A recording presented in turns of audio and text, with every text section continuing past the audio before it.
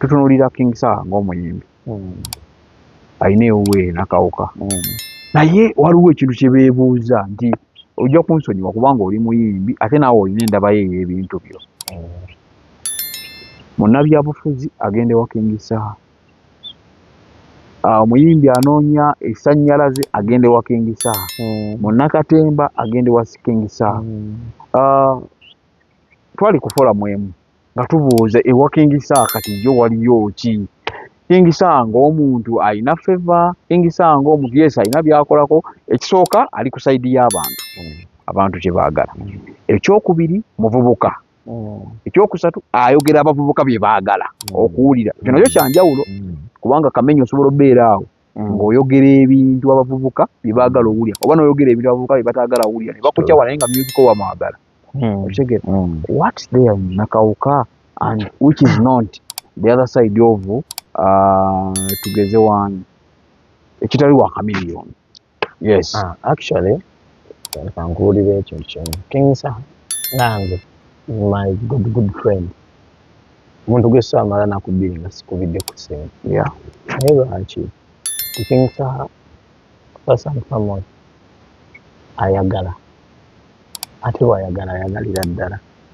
King Saha asupportinga ate ayagala alina omukwano gwa ddala eri abantu tasobola kusanga muntu ng'ali mu kizibu n'atamuyamba era akuwa obudde tomukuyamukala naye mwana saa omanyi nga omutima gwange gumenyese aga akamenyi soko ojje tutuule tuteeseemu ng'abasajja bakulu mutuula n'akunnyonnyola n'agamba kino nakino nakino ate ayagala okumanya kyobola ebintu byonna byayogera olabira ddala nga bituufu naye ekintu ekirala Saha kyalina ekirungi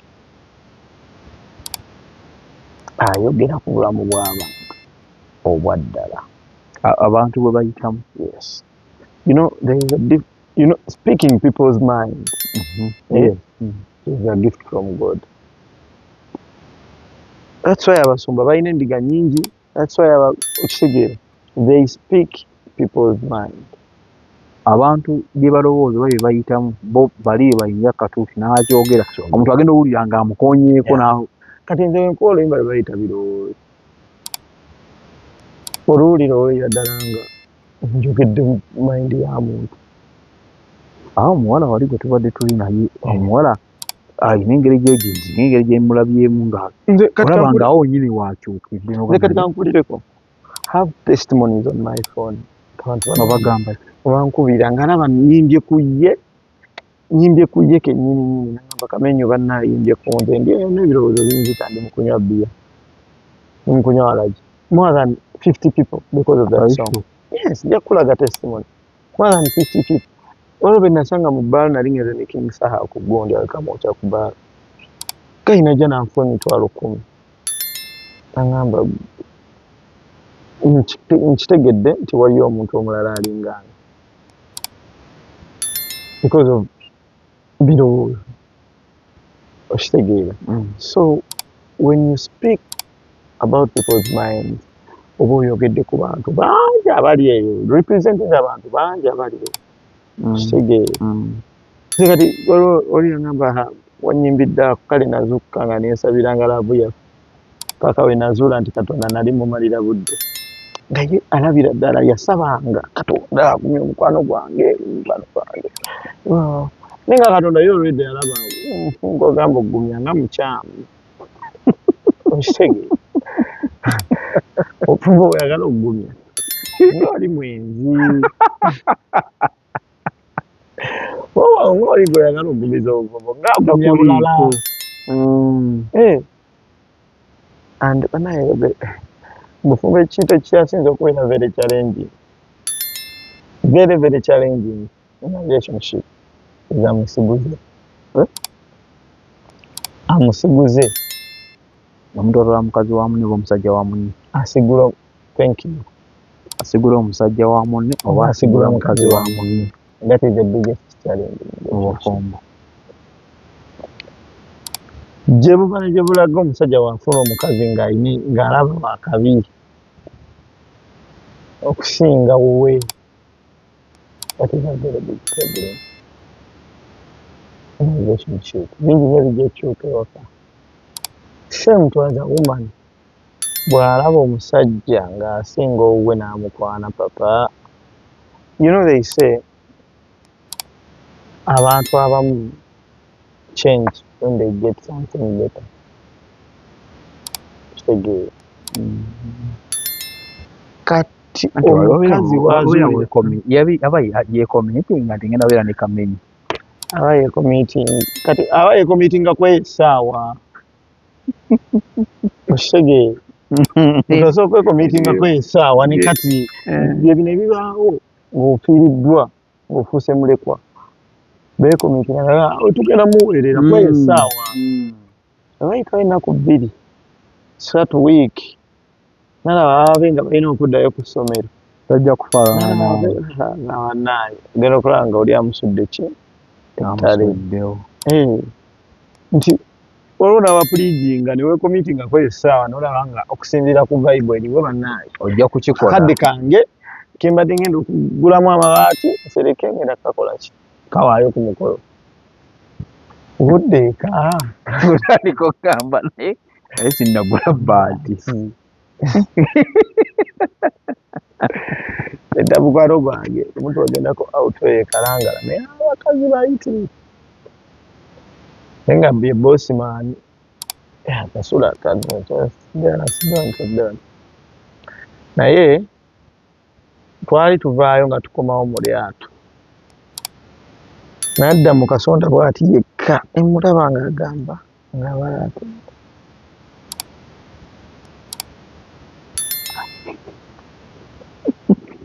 Wanataano negagenda wataano. Ani yali azisasula? Yali asasula. Yekennyini.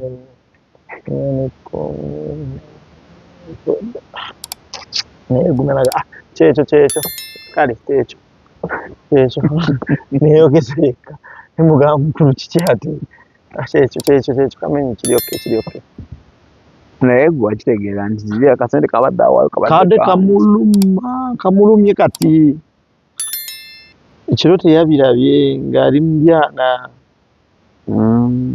Kati amagezi gazze. So that is the best challenge in a relationship.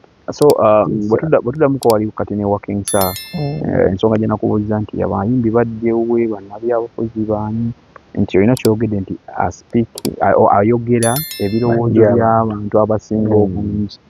Nze naliko naye ku bbaala ababoda ne bajja bambe nga they cannot afford kuyingira bamulabe kuba bali basasulira biri kye baakola ne bamulindira wabweru.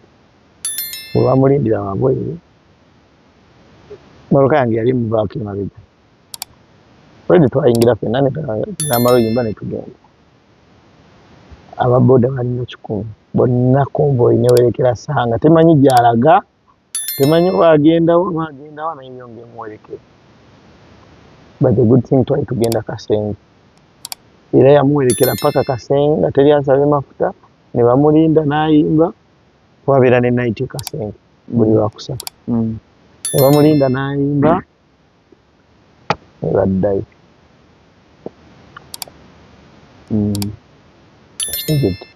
So ayogera ali mu bulamu bw'abantu aba bulijjo mwatambulira kye kisinza okumubeera nga abantu bamukkiririzaamu olwaleero.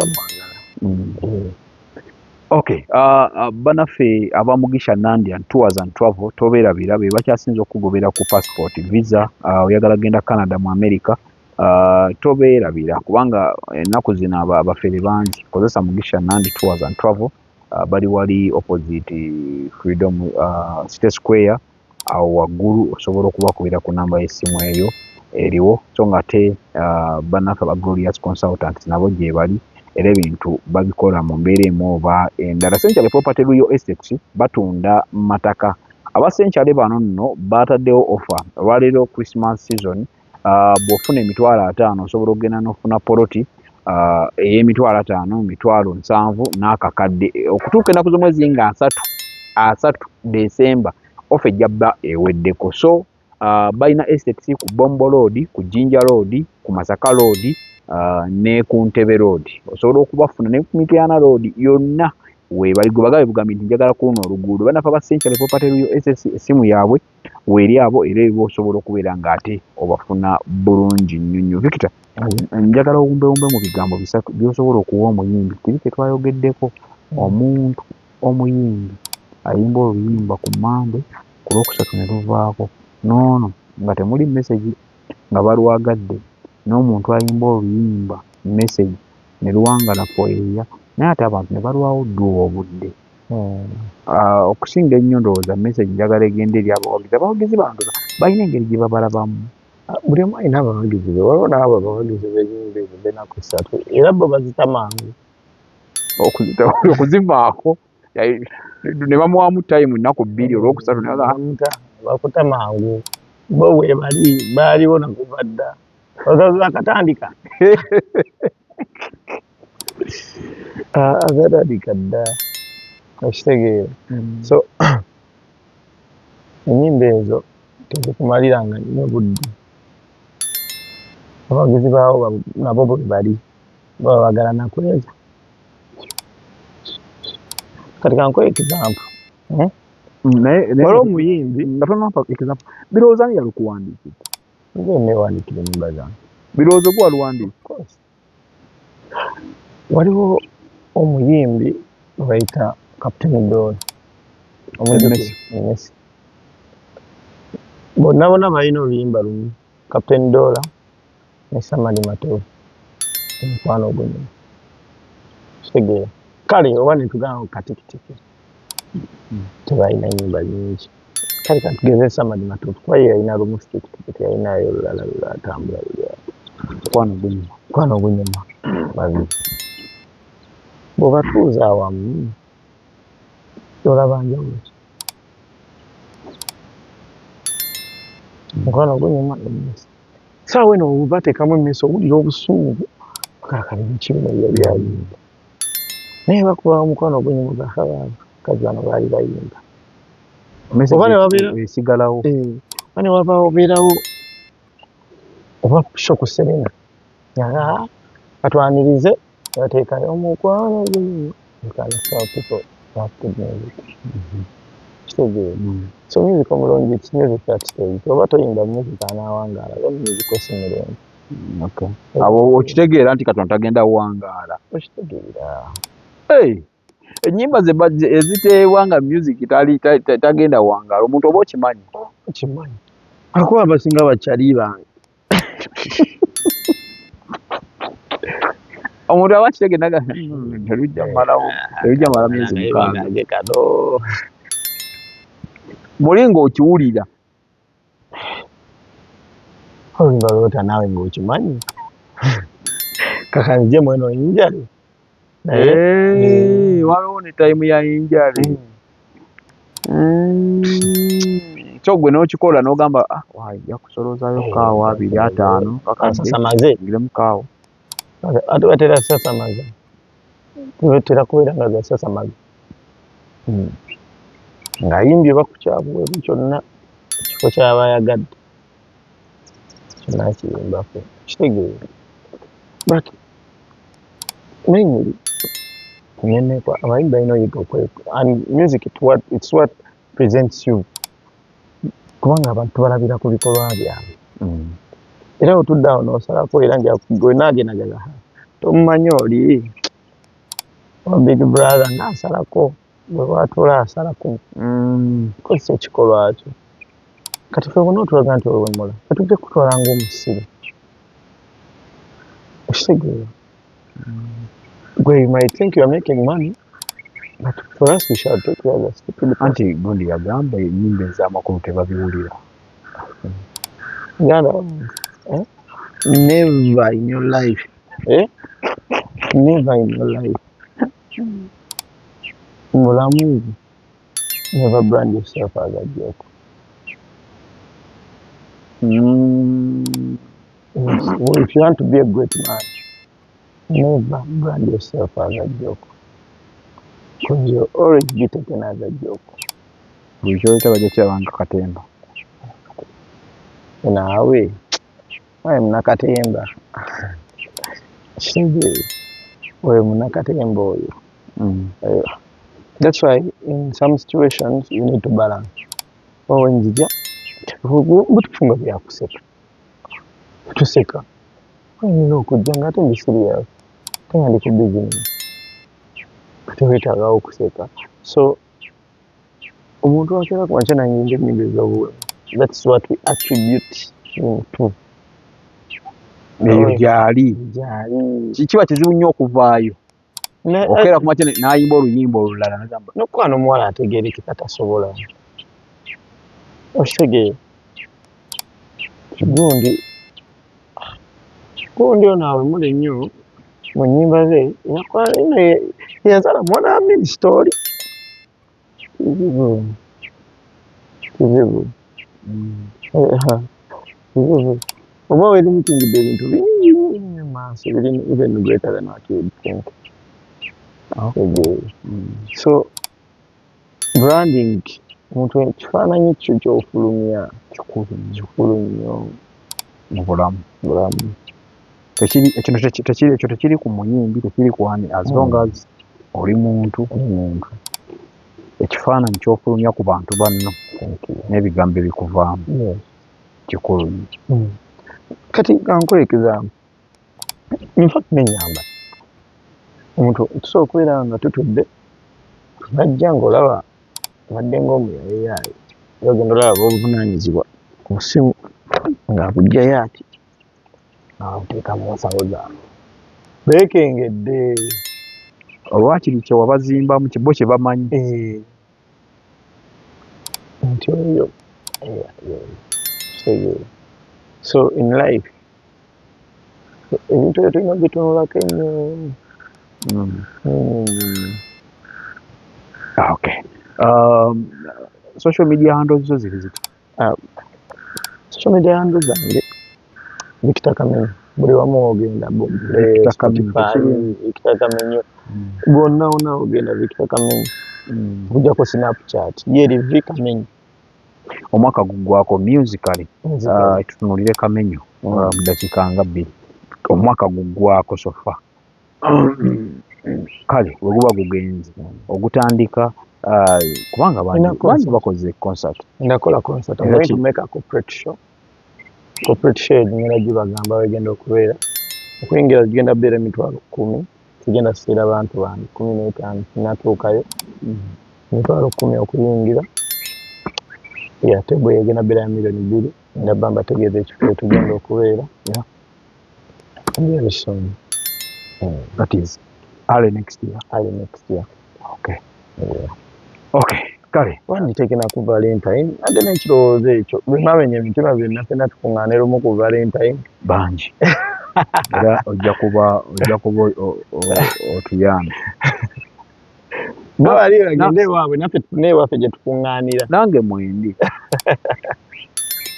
era weba sipiiki bw'esaawa 3 wagambye entono empulirize nnyo ziyinza obba nga 5 naye ng'onyonyola naye tebijja kuggwaayo. Gwe abantu balina stress zaabwe mulaavu mpitirivu bwezi naye abatuufu bakyali abantu abaagala abantu ebituufu naye soka ombulire zero sindawa kumaliriza soka ombulire kali akantu kali mwali ku firimu mwali muzannya gali wagola oba ebituufu baali bakukyali kati kankubuulireko ekintu baetalaabo ebyaddala umanyi tuli otuwudiika omukazi era waliwo neyaŋŋambye wano waliwo mutabani wawe gwe ntera okubeera naye eyo ng'akola editi yange naye kimanyi nti ayinza obba ebituufu byali bituufu kale no ye akimanyi ndu bakukyawa kuwajja oluyimba nti byali bya ddala wakuba luzze leeti.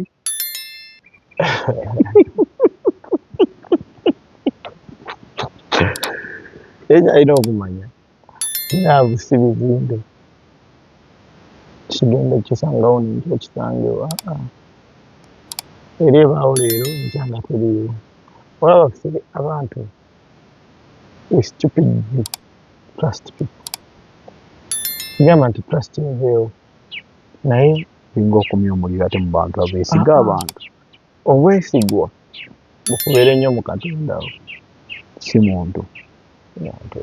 Abantu tukyuka ozaala omwana n'omulabira n'omuwa buli kimu waava ewaka na adda bamugambe maama mulwadde taata mulwadde badde okulabako naye nga amuweerera wamukola nga mwana we nga bamusigudde biti kubalaba omwana yagaana okudda mu bazadde be omwana wange batebanga simulaba musajja yamuwasa omwana agamba zisaagala genda kitegeera because they are humans human balina buli omu alina mindset ye set by God tebalinga bisolo nti omwana wange muto my last born muto naye mugamba kaamu akimanyi kaamu kitegeeza kujja naye omugamba kaamu lwayagadde lwajja atayagadde ng'alina byakola tajja because si robot ye alina mindset ye yetegerera ng'omuntu yo last born wamala okuzaala nkyazaala nkyazaalira ddala teri musajja yozaala abaana so abantu tebalinga nti jakaba mo January December kabe mo thank you so abakazi ba disappointing ate we have a problem lwaki of women kubakazi abasajja teba disappointing bonna ba disappointing naye bonna balina bintu bibiri kankuli ekyabasajja n'ekyabakazi mweno era gwe omuzadde eyeetaze essomero erigenda okubangulira omwana wo nga muyeeya mukozi ate ayite ne first grade katukwanjulire Shehan Standard Day and Boarding Primary School abagenda okuteeka ebyensoma by'omwana wo ku mutendera ogusingira ddala empisa eddiini ebyemizannyo n'obuyiiya bwonna tubikulembereza ddala ng'ate ebyokulya n'ebyensula bya mulembe ddala tulira n'entambula eri abayizi abaviira ewala gwe ate omuzadde eyandiyagadde omwana wo okuyita ne first grade totunula obulala wonna okwewandiisa kugendera ddala mu maaso okuva ku nassale paka ku kibiina ekyomusanvu day ne boarding ng'ate n'ebisale birungi ate bisobokera ddala jjukira nti requirements zonna omwana wo azisanga ku ssomero tusangibwa Lubaga mu Bulwa zone okuliraana 24/7 motel gwe ayagala okumanya ebisingawo tukubire ku nooti 773 73 359 Nay, noti 757, noti 6, 26, 96. Shehan Standard Primary School. We invest in education. Wulira obuwoomi munnayuganda kankwanjulire Pizza Origin banonga be bakafulu abakozi ba pizza eri ku kyaddala anti mwatu kye kituyisa Pizza Origin funa pizza erimu ebirungo by'otajja kusanga walala olina birthday party baby shower graduation party wedding meetings oba oyagala kusanyusa abafamire yo weyunire Pizza Origin tusangibwa ku Jinja Road Plot 10 opposite Nema House mwana wattu tukola ne delivery ate mu kaseera katono ddala yitirawo kati oba tukubireko tuli ku noti 7 noti 8 7 8 54 ne noti 7 4 6 9 3 Pizza Origin tulya kyaddala.